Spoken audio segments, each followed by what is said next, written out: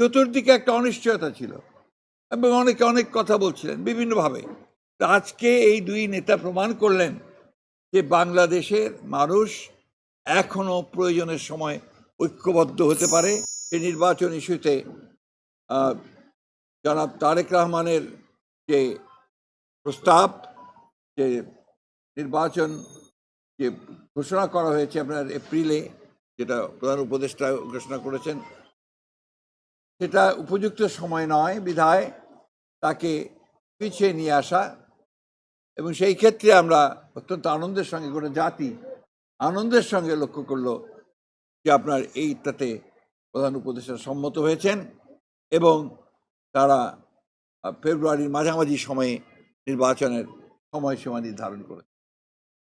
আমি বলবো যে জনাব তারেক রহমান সাহেব আবার প্রমাণ করলেন যে তিনি বাংলাদেশের এই রাজনৈতিক যে দলগুলো রয়েছে, এই দলগুলোর নেতৃত্ব যারা দিচ্ছেন, তাই সেই নেতৃত্ব যারা দিচ্ছেন তাদের মধ্যে নিঃসন্দেহে রাষ্ট্রনায়কোচিত যে গুণগুলো তার মধ্যে রয়েছে, সেই গুণ তিনি প্রমাণ করেছেন।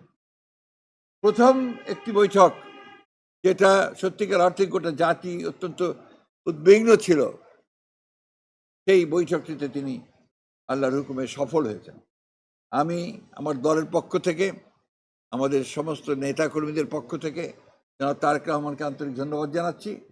সেই সঙ্গে আন্তরিক কৃতজ্ঞতা জানাচ্ছি প্রধান উপদেষ্টা প্রফেসর ডক্টর মোহাম্মদ ইউনূসকে, যে তিনি অত্যন্ত বিচক্ষণতার সঙ্গে এই সভাটিতে জনাব তারেক রহমানকে আমন্ত্রণ জানিয়ে একটা যে স্টেলমেট ছিল, একটা যে আপনার সব কিছু অনিশ্চিত অবস্থায় চলে গিয়েছিল, সেই অবস্থাটাকে কাটিয়ে তিনি জাতিকে এই দুই নেতা আবার সামনের দিকে আশা নিয়ে এগিয়ে যাওয়ার স্বপ্ন দেখিয়েছেন।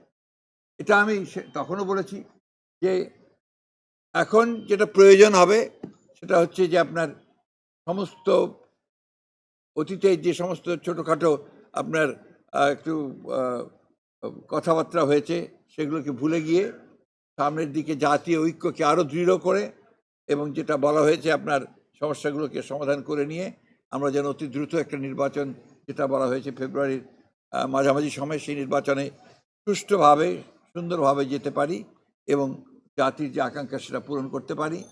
এবং এই 15 বছরের ফ্যাসিস্টদের যে ধ্বংস করা ধ্বংসস্তূপের মধ্যে যে স্ট্রাকচার, যে কাঠামো, সেই কাঠামোকে নতুন করে গণতান্ত্রিক কাঠামোতে আমরা রূপান্তরিত করতে পারি।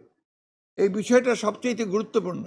আমরা প্রায় 15 বছর পরে একটা গণতন্ত্রে উত্তরণের একটা আমরা সুযোগ পাচ্ছি। গণতন্ত্রের যে ট্রানজিশন টু ডেমোক্রেসি, যে কথাটা আমি বারবার বলেছি, সেটাই একটা নিশ্চিত আমরা সেই দিকে এগিয়ে যাচ্ছি। আমি এই সঙ্গে আজকে সত্যিকার কথা বলতে কি সবচেয়ে বেশি স্মরণ করতে হয় আমাদের সেই সমস্ত শহীদদেরকে, যারা জুলাই আগস্ট মাসে তারা অধিকার আদায়ের জন্যে তারা তাদের প্রাণ দিয়েছেন, প্রাণ দিয়ে সে পরিবর্তন ঘটিয়েছেন, ফ্যাসিস্টকে পরাজিত করে তাকে পালিয়ে যেতে বাধ্য করেছেন এবং বাংলাদেশের মানুষের জন্য একটা নতুন সম্ভাবনার সৃষ্টি করেছেন। চতুর্দিকে একটা অনিশ্চয়তা ছিল এবং অনেকে অনেক কথা বলছিলেন বিভিন্নভাবে। আজকে এই দুই নেতা প্রমাণ করলেন যে বাংলাদেশের মানুষ এখনো প্রয়োজনের সময় ঐক্যবদ্ধ হতে পারে, নেতারা নেতৃত্ব দিতে পারেন এবং সেই হিসেবেই বাংলাদেশের মানুষ সামনের দিকে এগিয়ে যাবে। আমি যে কথাটা আবার বলতে চাই যে আমার সঙ্গে মিটিং শেষ হওয়ার সঙ্গে সঙ্গেই আমাদের নেতা জনাব তারেক রহমান সাহেবের সঙ্গে টেলিফোনে কথা হয়েছে।